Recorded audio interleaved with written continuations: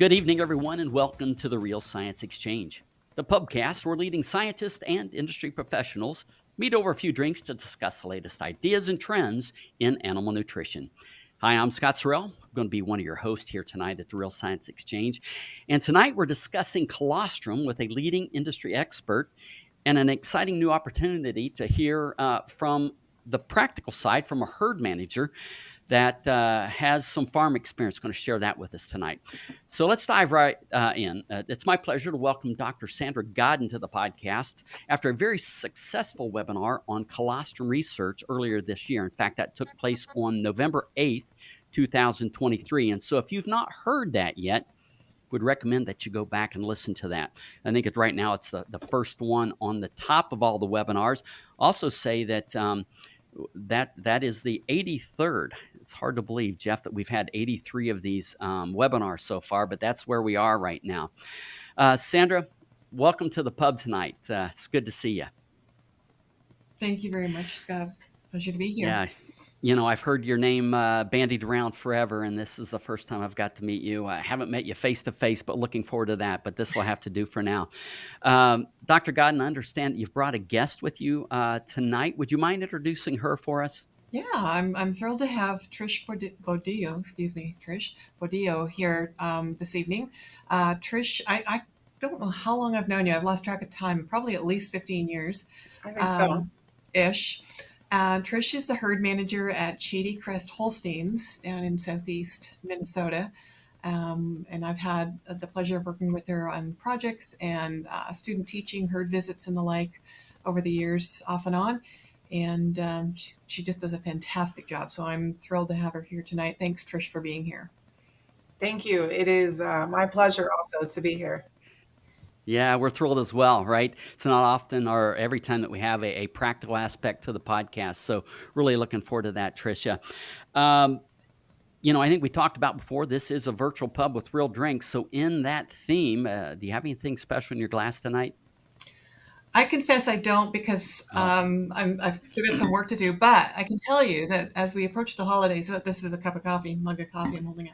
There will be some Baileys added to my coffee as my little morning treat through the holidays. So that's what I've got to look forward to. And I brought a bubbler made in Wisconsin, right across the river from us. Yeah, awesome. Awesome. Good deal. And finally, I'd like to introduce my co-host tonight. Welcome back, my good friend and fellow teammate, Jeff Elliott. Welcome back to the pub once again. So tell us, what's in your glass tonight? Well, I'm actually double-fisted today. The change of seasons in Texas, the colds hit, so I've had a little bit of sinus congestion, so I've had a little cough. So I'm trying to prevent that during this. So I've got hot tea with honey on this side to help with that. And if that doesn't work, I've got a good bourbon. Okay, good bourbon. So I'm surprised you usually kind of do a tequila. Jeff's one of the only people I know that loves high-quality sipping tequila. So if I was to have guessed, Jeff, I would have guessed that's what you were having tonight. Well, the only reason I went with bourbon was due to this little cough I've got. And that's what my mom started me on as a hot toddy. It was bourbon. Yeah, good deal. Well, I'm having a bourbon as well. I'm having a different one, Jeff, that I've not had before. This one it's called Long Branch. It says it's a Kentucky straight bourbon whiskey with oak and Texas mesquite charcoal refined. Now, I know you're a Texan. I know you're used to mesquite. Yeah. I don't taste any mesquite. My palate's not that refined, but I can say that it is quite tasty, and I approve. So I would recommend this one. Anyway, cheers, folks. Welcome to the Real Science Exchange, and here's to a great podcast tonight. All right, cheers.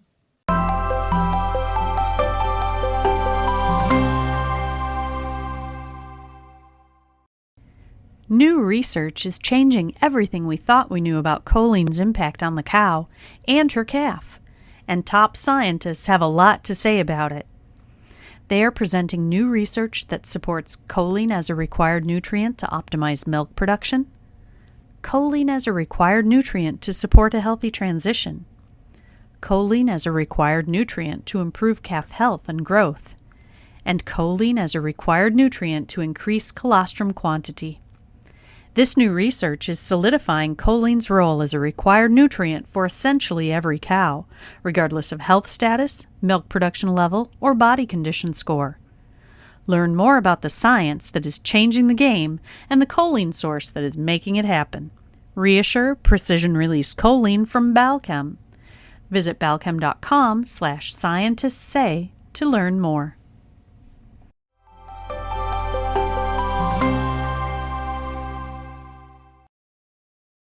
All right. So, Sandra, to begin the conversations, let's start with a 30,000-foot overview of what you discussed during the webinar. And I'll say the webinar was titled, Colostrum is Liquid Gold. Now, let's get the most we can out of it. So, kind of give us that 30,000-foot overview of it. Sure, Scott. So, as much as maybe some people are bored hearing about colostrum management, we've been talking about it for decades. There is still a lot of opportunity out there in the field for herds to improve on how they're managing the program. And there's still a lot that researchers and farms are learning about how to advance colostrum management and do even better. So during the webinar, we talked about the basics, the 3 Qs. People have heard about, quality, quantity, quickness, what we know about that, if there's anything new that we've learned about that. But we also talked about the importance of cleanliness, feeding clean colostrum and approaches to getting there. And then we spent a lot of time talking about monitoring, whether you're troubleshooting a problem in the calf program and you want to know, is it colostrum or is it something else? Or preferably, it's not just troubleshooting, it's ongoing monitoring that herds adopt or the veterinarians can help them with, just to keep track of the colostrum program overall. And as part of the monitoring, we talked about some new standards, new goals in terms of monitoring, using serum total proteins or serum Brix readings as a indirect estimator of serum IgG. We've got some new standards that were published that have been adopted in the last couple of years by the industry. So we talked a little bit about that as well. I guess one other thing we talked about that is not brand new, but it's getting more attention now, which I'm glad to see, is post-closure feeding of colostrum supplements or transition milk and the value to that. So what I mean post-closure is after that first 24 hours when the gut can no longer absorb these antibodies into the circulation, there is still a lot of value to feeding transition milk or second, third milk and colostrum for the next 2 to 3 weeks if you can practically implement it. And there are several studies now demonstrating improved health, reduced scours, reduced bovine respiratory disease, reduced antibiotic use, and enhanced weight gain.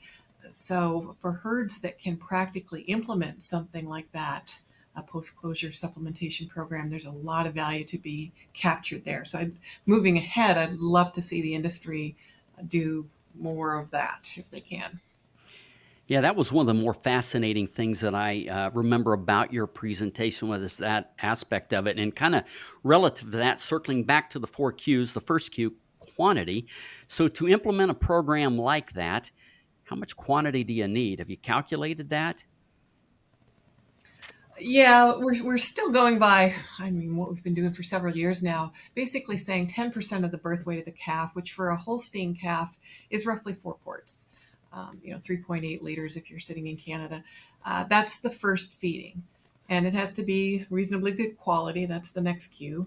But 4 quarts at first feeding. And then if you can implement it, and I think the last NOM study said the majority of herds do, offer a second feeding of a couple of quarts at the next feeding, if you can implement that, if it's possible to do. So, okay, first and second feeding, but if you were to implement a program that goes for another 2 to 3 weeks, and I think that was partial colostrum, how much more, have you calculated that? How much in total would you require? I've personally not calculated it, but I can tell you what the research projects that have been done to date, how much they've supplemented. So some of them have got a milk replacer feeding program, and they've added a colostrum supplement to the milk replacer for the next 2 to 3 weeks. And that's typically, well, it's ranged between 10 grams per day of IgG up as much as 25 grams of IgG supplemented at each feeding. And that seems to have a helpful, beneficial effect. We don't know yet. There needs to be more research as to whether a smaller dose would be effective, or would a bigger dose be even more effective? We don't have those studies yet, but that 10 to 25 grams of IgG per feeding definitely does have a benefit. In the one study that they weren't using a colostrum supplement, they were adding proportionately more transition milk now to pasteurized whole milk feeding program. They didn't actually report the IgG that was coming in. They just reported the volume of transition milk they were adding. Basically, if they added, I'm trying to do math in my head, which is dangerous,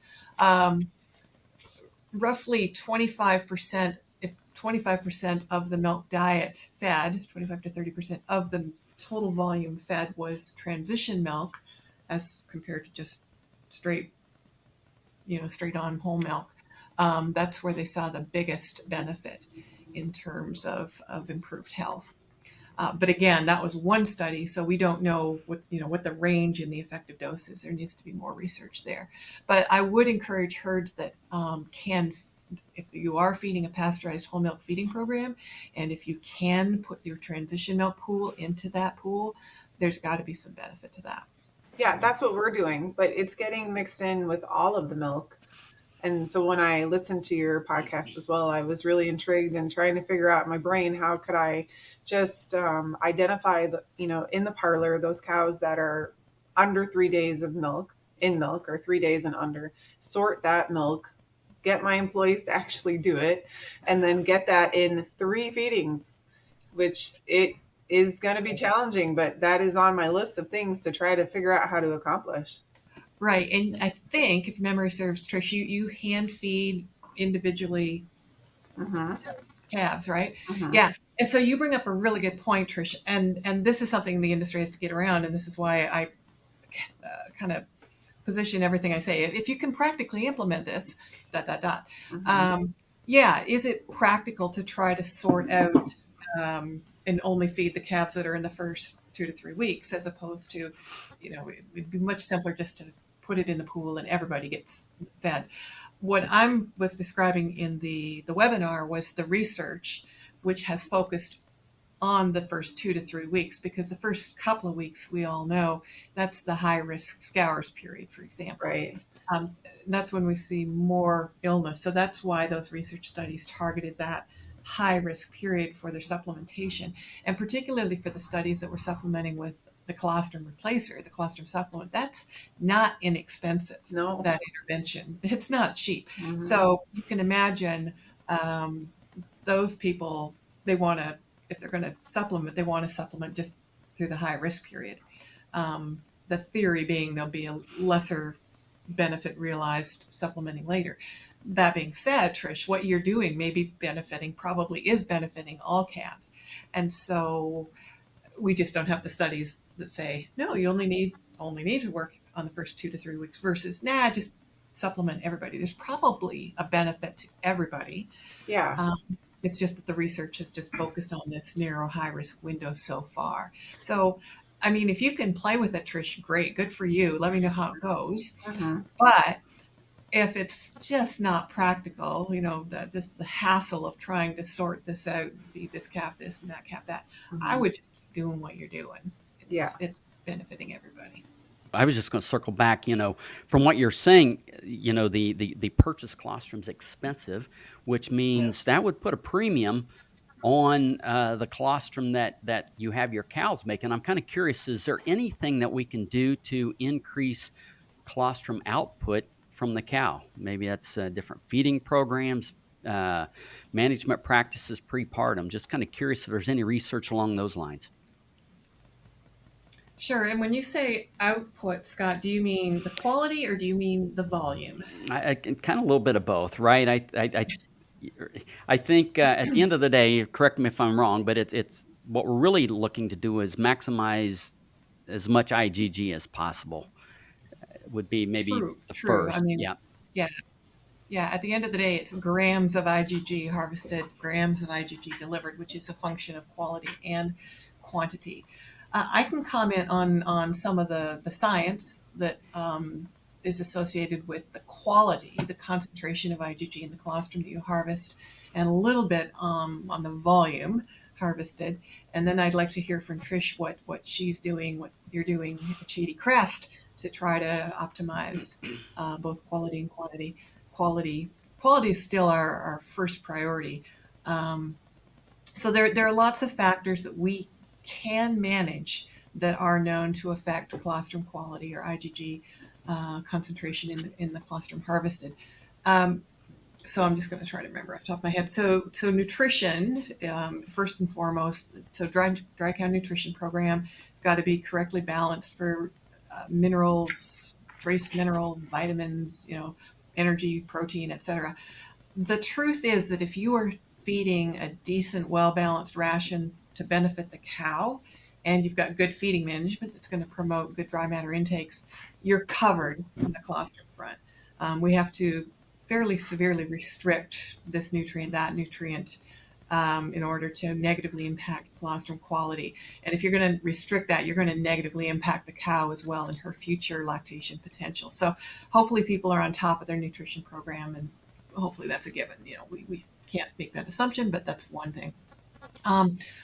Let's see what else. Vaccination programs during the dry period. And particularly vaccinating dry cows for the enteric pathogens that cause scours in calves. So we're talking about E. coli, rotavirus, coronavirus, maybe Clostridium. So there are several different commercial vaccines available that we can give the dry cow, the dry heifer, as she approaches calving that couple months before, that will cause her to produce antibodies against those specific antigens, for example, E. coli. Then she deposits those in the colostrum, and then the calf gets fed.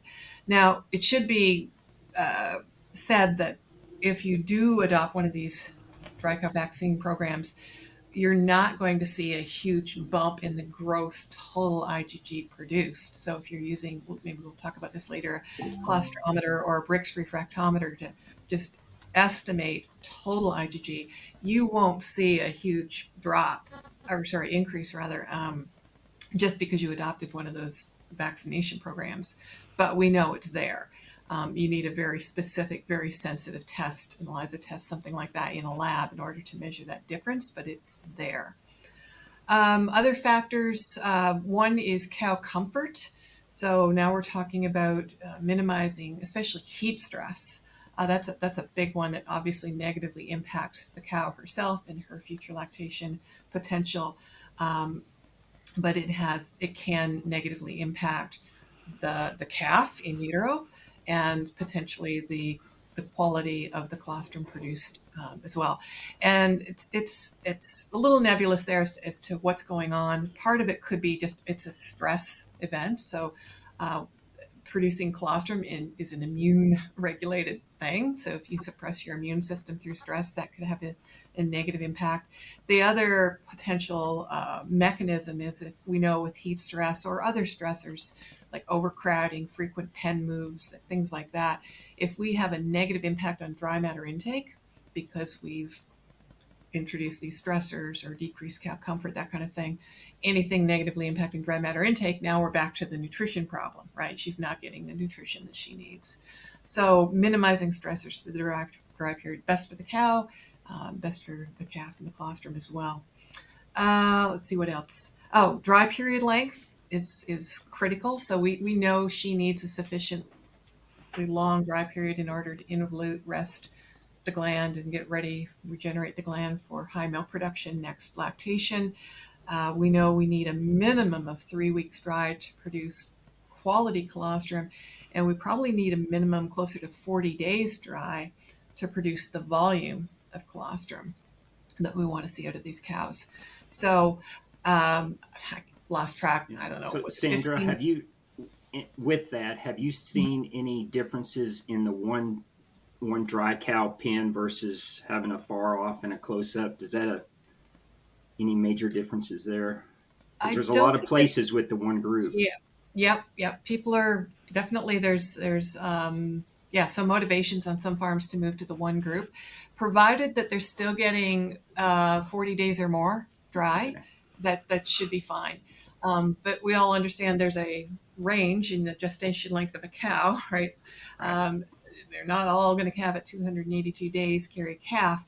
So we need to add a margin of safety, add a good at least 1 week window onto that predicted calving date. So I would aim for closer to 50 days dry, probably as my target, knowing that a lot of cows are still going to calve in early. And the cow that's carrying twins, if your veterinarian is, they're palpating and saying, "Yep, twins," we know they're going to calve in a couple of weeks early. So I would, suggest you dry her off a couple of weeks early. If you've got a two group, far off close-up dry cow program, Jeff, you would move her into the close-up pen a couple of weeks early, counting on her calving early. Okay, so that's drive year length. And then one other really important factor is affecting quality is how quickly you can harvest the colostrum after she calves. So ideally, she calves, and then within an hour or two, we are going to milk her out and harvest that colostrum. That will be the highest concentration of IgG. We recognize, though, that not every farm has round-the-clock labor, and even for farms that do, not every farm is set up where they can, walk her into a designated chute and harvest that colostrum straight away. They might have to wait to take her to the parlor at the next milking. So my, I guess, practical goal would be to see if you can't get every cow milked out within 6 hours of calving, or at least get 90% of cows milked out within 6 hours of calving. I think you should still have pretty decent quality. And then we can talk about monitoring quality with something like the Brix refractometer, just to know whether or not this is working in your herd. So those are some of the factors that we know have an impact on quality. Volume, I've alluded to a couple already.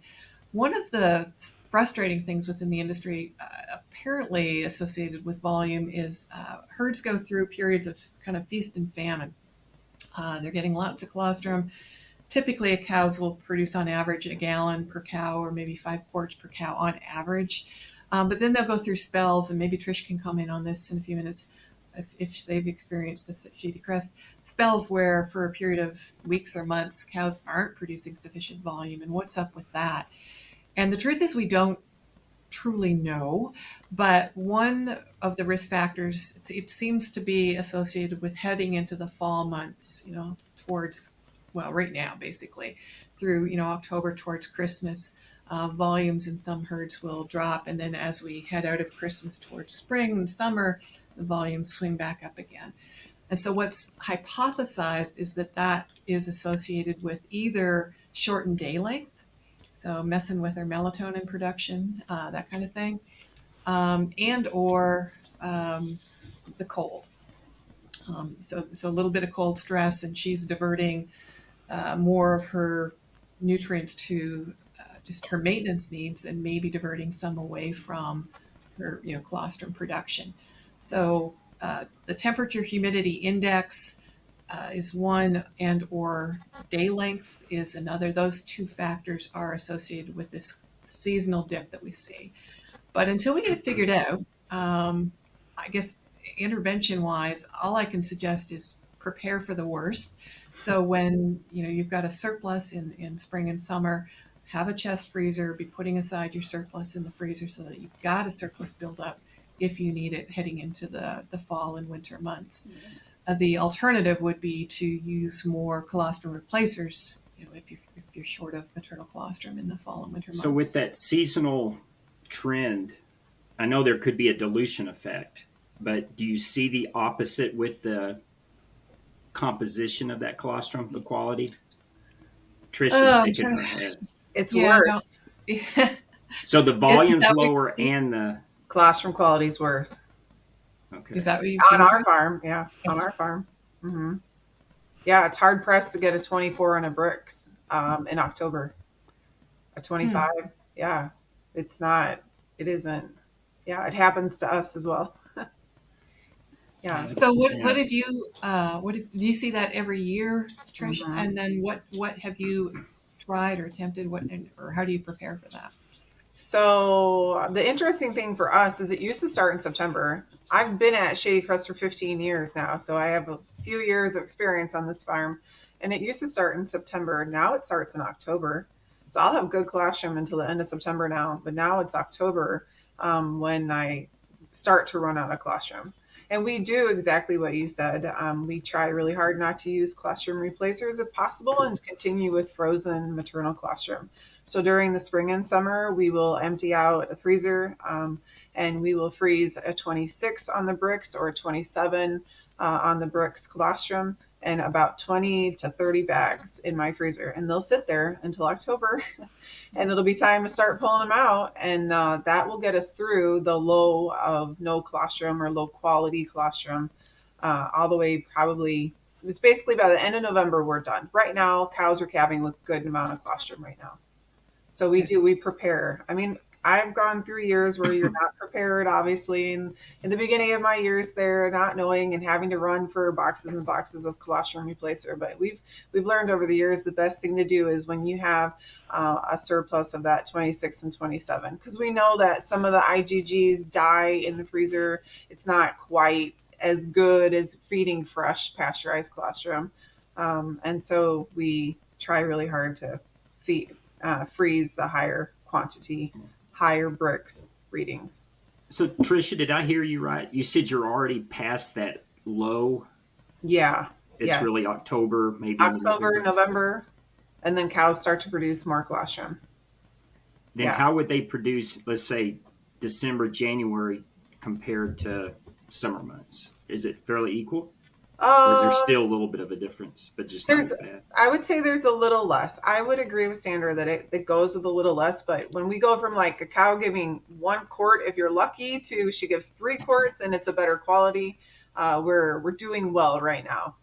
I guess one other intervention is just to double check your dry cow nutrition program as you're heading into the fall months too. Hopefully you're already meeting protein and energy requirements anyway, but just if you run into the problem Tricia's describing, it might be environment, the photo period, temperature, humidity, whatever. But it has been recommended, and this is just through field experience, has been recommended from a few nutrition type people to make sure your metabolizable protein is at least 1,200 to maybe up to 1,400 grams per day. Make sure you've got sufficient energy, especially in that close-up ration. Yeah. So we do run a 2-group dry cow pre-fresh situation at our farm. We feed a DCAD diet, and our cows, I'm very thankful for. We figured it out over the years that they have to eat 30 to 35 pounds of dry matter in my pre-fresh in order for things to run smoothly. And this week when I checked, they were at 34 pounds of dry matter. And I know a lot of people, because for many years we sat at 24 pounds, and I know a lot of people have a hard time getting to that point. But that was something that we've learned, that not only does it increase, enough nutrients for the cow, but also 0 fresh cow problems, or like very low numbers of fresh cow problems, and great colostrum. It really is the kit and caboodle to get your cows to eat over 30 pounds of dry matter. But figuring that out, that was years of struggling. Yeah. Good for you. That's great. We recently, as we're talking on the subject of volume, recently completed 2 research studies, one at Michigan State University and the other at the University of Wisconsin, where we supplemented rumen-protected choline prepartum, and we saw a 5-pound increase in colostrum approximately on both of those trials. We obviously need to repeat that a few more times, but it's kind of compelling. We've got some ideas what the modes of actions are, but the one thing I was thinking of with Jeff here, we ought to go back and look at that data, Jeff, and to see if we can see some of the seasonality in that production as well. Take a look at that. But anyway, interesting results and kind of is relative to this discussion. Yeah, I saw your guys' commercial on that as I've been watching your podcast. Yeah, that was interesting as well. Very interesting to feed it during, dry cow and pre-fresh period. Because right now we just feed your choline in our fresh cow period. Okay. I'm kind of also curious as we're kind of on this discussion of quantity. We haven't got the quality. We have a little bit already. But anyway, do we see a correlation between high producing cows, are they also the cows that produce a large amount of colostrum? Any correlation there? I can comment on what the research says, and then I'd like to hear what Tricia's observed, because I'm sure she's been paying attention to this. There is a very, very weak relationship between the volume produced and the quality. There used to be this old rule of thumb: if she made more than, I think it was 10 pound, the 10-pound rule, it was going to be poor quality, throw it out, don't worry about it. But the truth is, if you look at the research and you plot volume produced against the quality, it's a huge scatter, like shotgun blast. So it's a fairly weak relationship. So I wouldn't put much stock in it. I would default to measuring it. Just pull out your Brix refractometer and measure it, and then you'll know. So yeah, that's what the research seems to suggest. And on our end, when you have a cow that was a high producer last lactation, yeah, she really does tend to come in with more colostrum than your heifer. I also think there's a correlation to the amount of colostrum to the amount of edema in the cow. So most of the time, our heifers are the ones with edema. You get edema, you don't get hardly any colostrum out of them. And you'll get some second lactations and a few third lactations with edema, but most of the time it's just the heifers. But you got a cow that comes in with a nice supple udder. She's was high producing last lactation. She's going to produce a lot of colostrum for us. And I agree with Sandra. We don't just blindly feed colostrum. We check everything and feed according to what we check on the Brix refractometer. And Tricia, what's your goal on the Brix refractometer? So I like to feed anything over a 24 as a first colostrum, and anything from an 18 to a 22 as a second colostrum. On our farm, we do feed 4 quarts at the first feeding within the first 2 hours. And then within 8 to 12 hours later, we shoot for the second feeding, and that is 2 quarts. And the second feeding then can be a little bit lower quality. So we have our employees, as they milk a fresh cow, put her in a bucket and write number 1 on it, meaning that's her first milking. And then we save the second milking, and that goes in a bucket with a 2. And when I'm low on colostrum, I didn't tell you guys this, but during the seasonality time when we're low on colostrum, we actually save the third milking as well. And even if it's an 18 or 16, we still feed it as a second colostrum. So, Sandra, you said the goal is to have 90% of our samples tested above greater than 22% Brix, which is equivalent to about 50 grams per liter of IgG or IgG. Yeah. Mm-hmm. Then, so I understand that, but when I see you had a slide with the new goals, the excellent, good, fair, and the excellent was greater than 25 grams per liter. Okay. Yeah. So you're looking at an apples and oranges thing. The greater than 50 gram per liter goal refers to colostrum, the IgG concentration in the colostrum. Okay. The table that you're looking at where it says new goals for monitoring passive transfer, that's the serum IgG level. Serum. Okay. Gotcha. Yeah. So that's what we're looking for in the calf. Okay. Oh, no. Well, I was just going to go back to the Brix. So Trish mentioned she uses a Brix refractometer to measure colostrum quality at the cow level and make individual feeding decisions at the cow level. And that's fabulous. And that's one way to use that tool. And if it was poor quality, you could do what Trish is doing, like the poor quality goes to the second feeding. Poor quality, you might add a supplement. Poor quality, it might go to the poor little bull calf instead of the heifer calf. Although these days bull calves are worse, way more than heifer calves, which is counterintuitive, but whatever. But anyway, measuring it at the cow level, you can make individual feeding decisions. That's one use of the Brix refractometer. The other use is to do herd level monitoring, to just ask the question, at the herd level, is my program working? Because if it's not, then we need to go back to some of the variables we've been talking about, nutrition and dry period length and things like that, to see if we can tweak something. So at the herd level, like if Trish measures the next 50 cows or next 100 cows that calve in, my goal is for at least 90% of those cows to test at the 22% or higher. And if she's getting that goal, to me, that tells me her program her management program is working. If half of her cows were failing to reach that 22%, then we'd go back to that list and see what we could tweak. So there's uses to that monitoring, both at the individual animal diagnostic and feeding decision level, as well as the herd level monitoring program. So with that, we always say we can't manage what we can't measure. Tricia, what on your dairy, what kind of records do you keep on the calves, colostrum, calf health? Because that's a big limitation I've seen on a lot of dairies. There's just not records. Yeah. Or it's written down somewhere and then manure gets splatted on it and you can't read it. Can't read. Yeah. Yeah, so on our farm, we record everything. I'm pretty hardcore on doing that, keeping it for years. I have years and years of data. I've got probably 10 years of weekly serum protein data as well.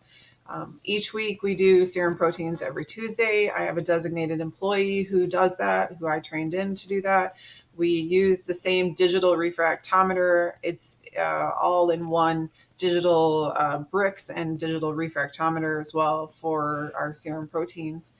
And we monitor our calves that way. We can tell, obviously, when the program isn't working, when calves are stressed, when calves are not passing their serum protein. And along the same year, we also, and so we keep that as a recorded paper. We actually put it up on one of our refrigerators with magnets so that all the employees can see it. So my veterinarians can see it weekly as well.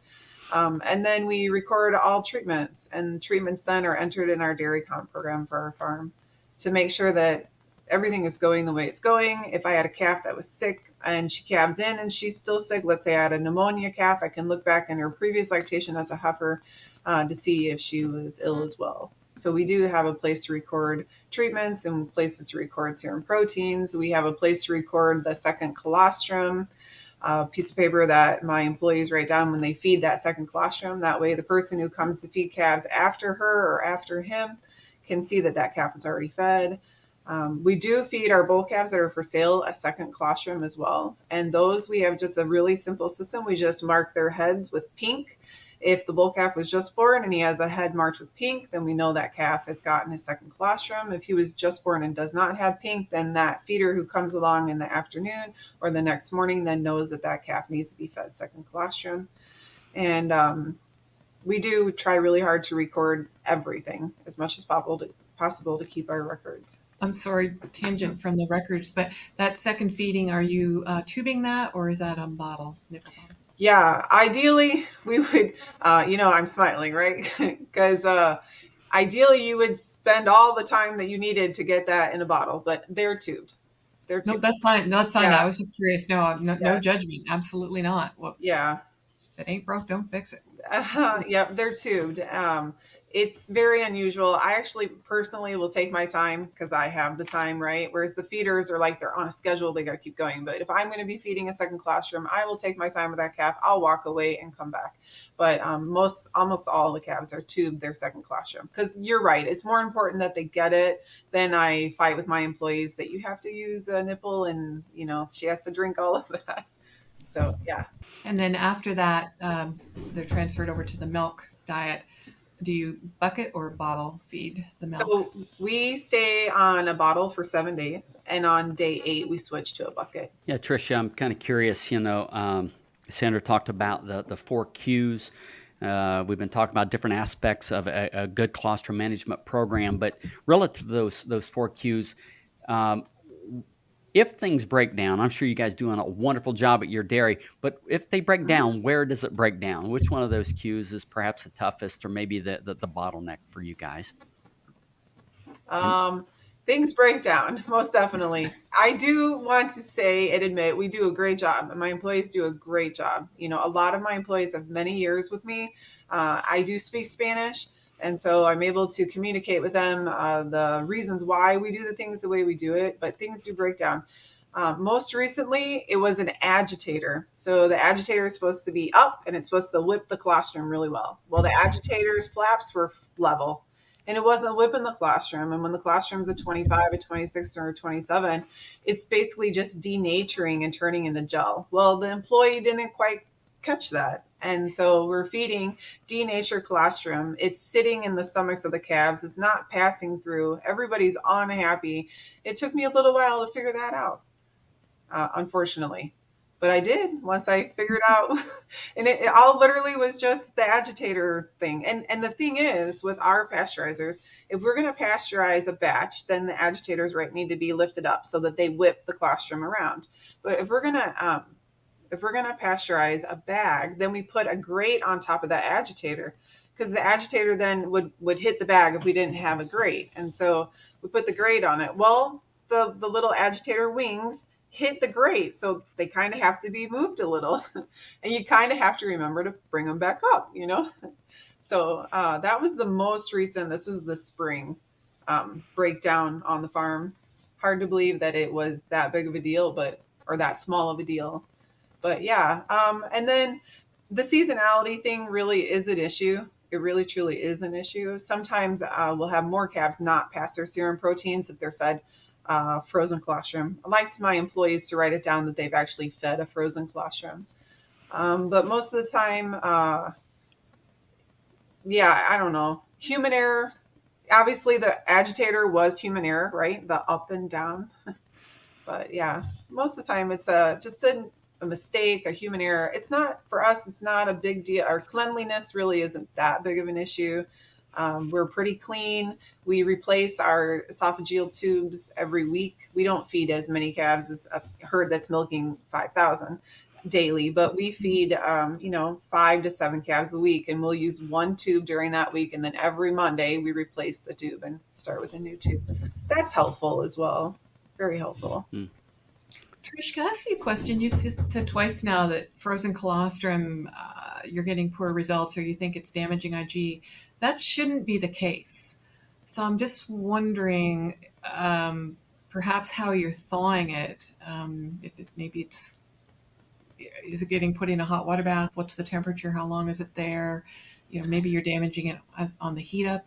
I don't know. So on the heat up, it's not in hot water. Like, it's not in anything over 105 or 110 water. We have the sous chef heater inside of a cooler, and then the colostrum is set in the cooler. It takes a lot longer. It takes a couple hours for it to thaw out.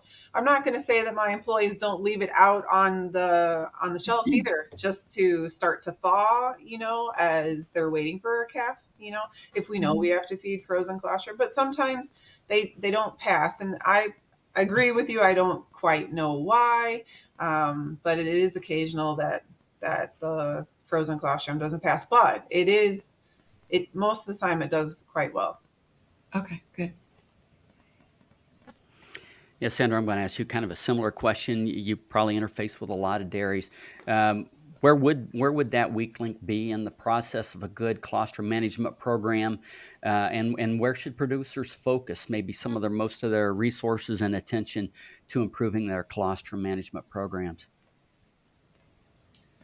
I guess a couple of things. One is monitoring, just adopting a routine monitoring program. We're seeing more herds. Tricia's a perfect example of that are now routinely bleeding calves, monitoring total proteins. You don't have to do every calf, but doing a random 15, 20 calves per week or per month, depends on your herd size. As well as the colostrum quality, having a Brix refractometer available and recording those results and monitoring the quality. So I think there's a big opportunity for a lot of herds to do more consistent monitoring on that front. And if they're not, then that's an opportunity for the veterinarian to step in and design a practical program, do whatever training needs doing, and get it going, and then look at the numbers, make sure that people know that you're looking at the numbers and giving feedback, and so that they know that this is important. This means something. It's not just something to do.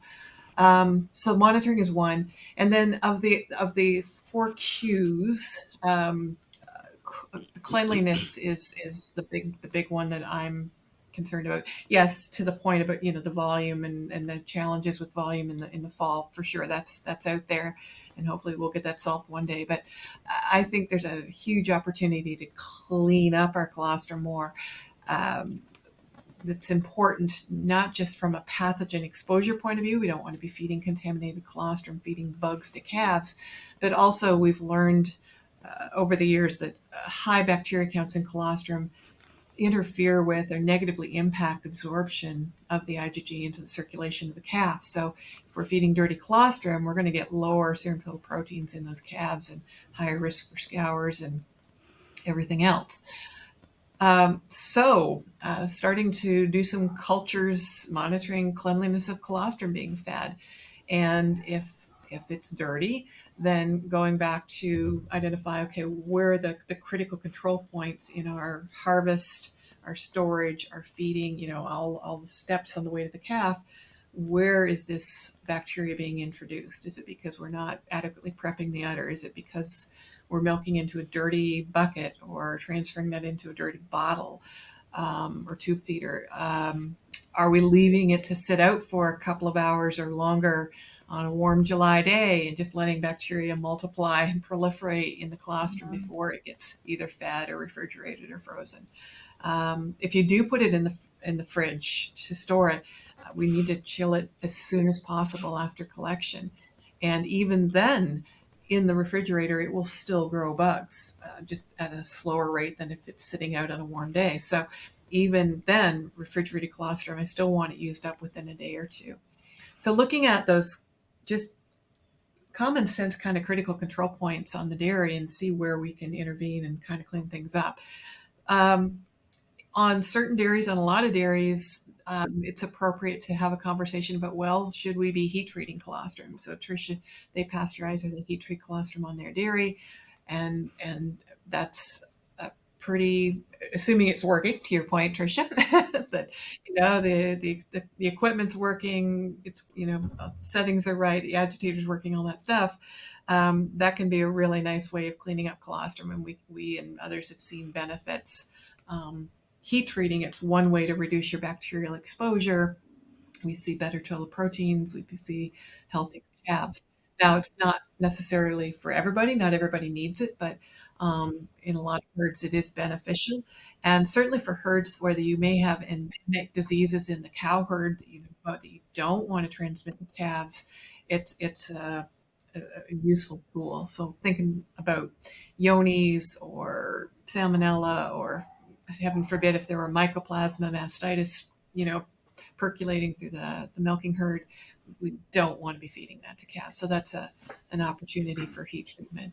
An alternative could be to feed colostrum replacers, and they're certainly convenient to feed as well. You just want to make sure you've got a high quality product and you're feeding a sufficient dose, but they're useful tools as well. So with some of those improvement areas, Tricia, you said you've been at Shadycrest 15 years. Where do you feel like y'all made the most improvements in colostrum management, calf management? Were there any significant changes you've made, or did you make the clean cleaner, the quicker?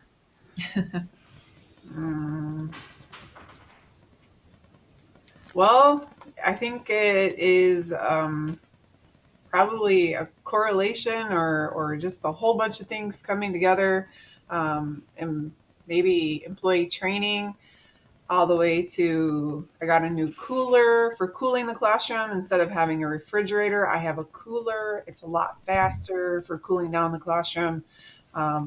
We've over the years upgraded our pasteurizer to get a little bit better pasteurizer since it's used every day. I think I put a lot of emphasis on the employees and their willingness to do what I ask them to do, and them to stick with it and be consistent with it. I think that's probably the biggest thing, so we have regular, we don't have weekly, but we have regular meetings. We talk about the milkers not milking the colostrum and then letting it sit in the pail in the parlor. As soon as you're done milking the cow, it needs to go to the refrigerator. We have regular communication about how often that colostrum comes out of the pasteurizer. And now I have an employee that's been there for almost 10 years now feeding my calves, and she brings the colostrum every morning so over to be pasteurized and processed, and that has been consistent for a long time. And I think that the consistency that we do daily on our farm, and the fact that we've had people in certain areas not turn over, I think that goes a long way, because you get the same person doing the same thing every day, and you get me, who I strive to do my best as much as possible on the farm to get to the feeding program where we are. My calf feeder was instrumental in helping us determine how, over the years, how we were going to feed milk, what she sees when we feed milk, even just to regular 20-day-old calves or 10-day-old calves. Instrumental in getting that second feeding of colostrum into those bull calves that are going to be sold. A lot of things have been able to be done because I have people who are willing to do it. And I think that's probably the most important. I'd be remiss because I often get questions from my Jersey owners. And as much as we talk about the low colostrum and quantity, it seems like the Jersey people suffer even more sometimes. Is it just a breed difference, or you got any background on that? When you say they suffer, Jeff, you mean, just more morbidity, more mortality in the calves? No, from a colostrum basis. I just seem like I hear the Jersey people, a couple of nutritionists that have. So when we're positioning our rumen protected choline, and we've seen those effects on improvements in colostrum, they're like, well, I need to see it in those Jersey animals too. They feel like they get hit a little bit harder. I don't know if that's true. I haven't been vested in that. Yeah. Okay. I don't know is the short answer. Frankly, we don't have good studies where we've put Jersey cows and Holstein cows and whatever other breed you want in the same barn, same environment, same ration, and tested them for differences. So we have these preconceived ideas that, Jerseys are more this or more that, whatever. There's really not good research to support it one way or the other. That's my take on it. I've only closely worked with one large Jersey herd here in Minnesota, who've worked with them for many years now. I've done several colostrum studies there. Typically, they were summertime studies because that's when we had student help available to go do the work, student technicians, and it was fine. Okay. Volume was fine, quality was excellent. If we fed a sufficient volume to the calf, it was heat treated and then tube fed just a single feeding. We get really good levels in the calves. Again, that's an N of one herd, but it suggests that Jerseys can be managed well. Now they were, on top of nutrition, they were on top of heat abatement in the dry period. They were on top of harvesting colostrum very quickly after calving, like doing all the things that we've talked about in this podcast today. So they seem to be doing everything right, and they were getting good results. Again, N of one herd, but I don't have any data to say Jerseys are worse in terms of managing the cow. Okay. And it may have been the day that I was talking to a couple of people in November, which was their bottom time too. Who knows? So just kind of curious. Well, Okay. that's why I asked you, were you referring to the calf? Because Yeah. that's a different animal. I mean, Right. they're much more prone to cold stress, so they're, apart from the colostrum, there's a whole lot of other stuff going on that we have to manage with Jersey calves. So that's why I was wondering. Yeah. Okay. Fair enough. There. Okay, I've got one more question. The absorption of the colostrum itself, how much of that is due to the certain factors within that colostrum versus the stomach lining at birth, the villi? What affects the absorption in simple terms? Okay. Well, the biggest factor that we understand reasonably well is that concept of the calf is born with an open gut. Right. And then over the first 24 hours, give or take a few hours, it closes. So the epithelial lining of the small intestine, initially these large protein molecules, these immunoglobulins, which are big proteins, can be attached and then moved across the gut into the circulation. But in that first 24 hours, the epithelial lining, the surface lining of the gut, changes, turns over, and we lose that ability to absorb the IgG. So that process is called closure, and that is, to my mind, the most significant factor that's affecting absorption. So that's why we stress why it's so important to feed that calf quickly, ideally within the first couple of hours, but as soon as possible after birth to get the best efficiency of absorption of the Ig that you did feed. Other factors, there are several. One I've already talked about a little bit is the cleanliness of the colostrum. We know that colostrum with high levels of bacterial contamination, we see impaired efficiency of absorption. So somehow those bacteria are binding or blocking or interfering with moving the Ig molecule across the gut, so there's less moved across. So that's one of the reasons we stress feeding clean colostrum. There are several calf factors. So calves that are born stressed have impaired circulation, don't stand as quickly. They seem to have more troubles, impaired absorption, if you will. So dystocia, premature deliveries, cold stress, heat stress, even heat stress while you're in the dam's uterus. So back to heat abatement for the dry cow. There are a number of stressors that can negatively impact the calf's ability to absorb those antibody molecules. Yeah. Okay, great. But it leads to another question, right? If the gut closes after 24 hours, and yet you're seeing benefit of feeding it in 2 to 3 weeks out, I'm assuming it's still being absorbed, or is there another mode of action at play there? There are other modes of action at play. So what you just said, Scott, yeah. So roughly 24 hours, give or take, the gut closes. The calf can't move more Ig protein out of the lumen of the gut into the circulation.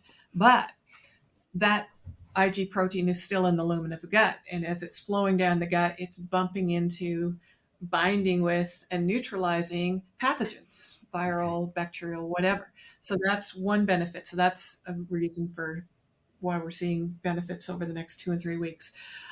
In addition to that, it's not just the immunoglobulins.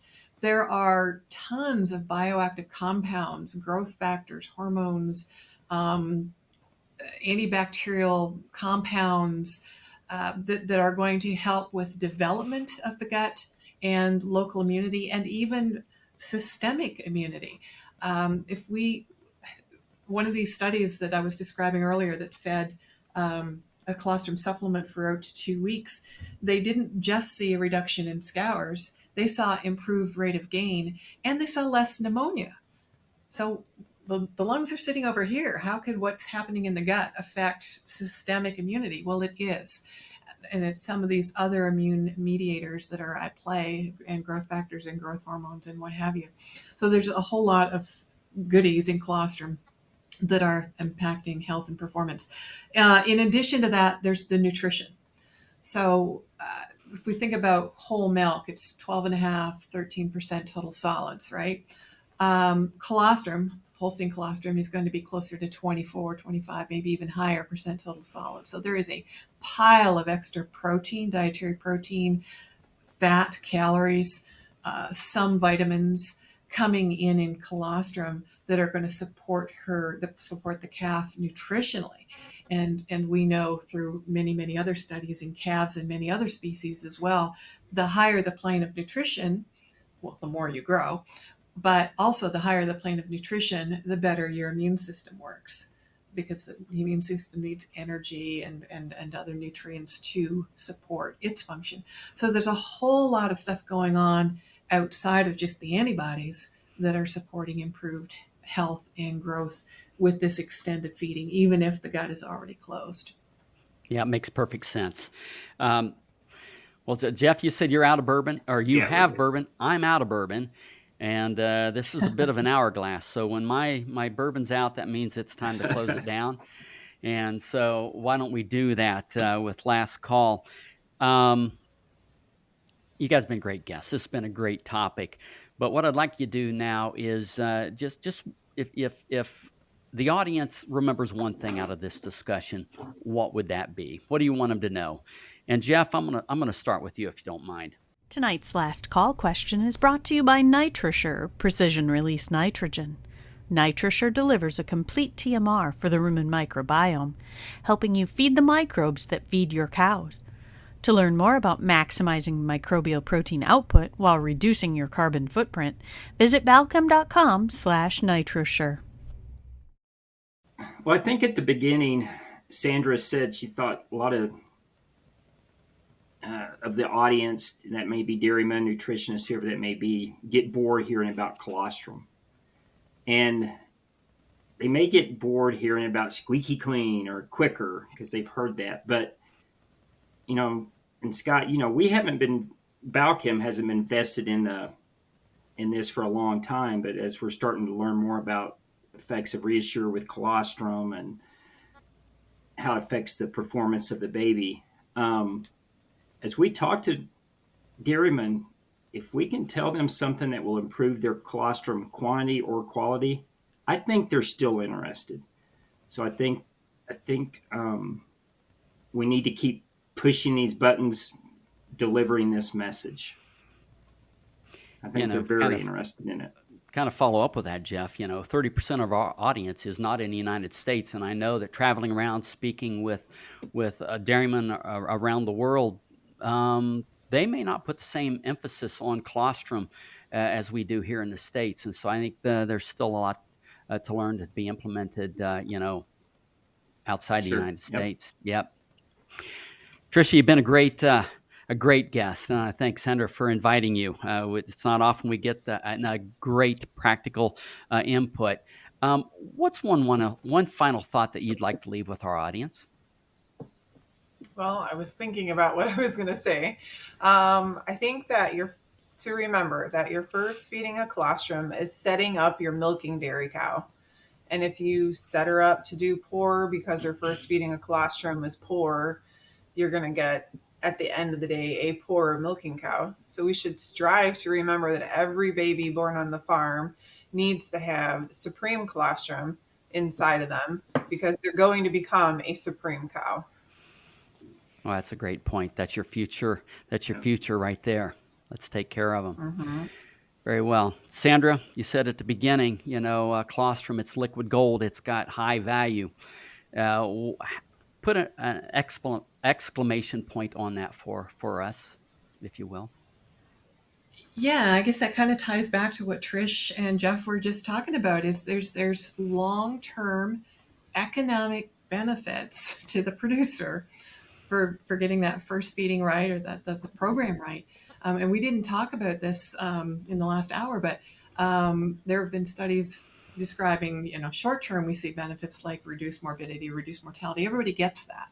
But longer term, we see improved rate of gain, lower age at first calving, and more milk in the first and second lactation. You really, truly are setting her up for a successful lifetime. So yes, it's 10 minutes, 15 minutes, whatever to do that job right. It's well worth your while to get that job done correctly and get that calf off to a good start. Yeah. Thank you. Great one, guys. Jeff, appreciate your input. Tricia, you're a great guest. Sandra, what a great topic. It's an important topic. Really appreciate the conversation. To our loyal listeners, thank you once again for coming along with us on this journey. We really appreciate you. We hope you learned something. We hope you had some fun, and we hope to see you next time here at the Real Science Exchange, where it's always happy hour and you're always among friends. We'd love to hear your comments or ideas for topics and guests. So please reach out via email to anh.marketing@balchem.com with any suggestions, and we'll work hard to add them to the schedule. Don't forget to leave a 5-star rating on your way out. You can request your Real Science Exchange t-shirt in just a few easy steps. Just like or subscribe to the Real Science Exchange and send us a screenshot along with your address and t-shirt size to anh.marketing@balchem.com. Balchem's Real Science Lecture Series of webinars continues with ruminant-focused topics on the first Tuesday of every month, monogastric-focused topics on the second Tuesday of each month, and quarterly topics for the companion animal segment. Visit balchem.com/realscience to see the latest schedule and to register for upcoming webinars.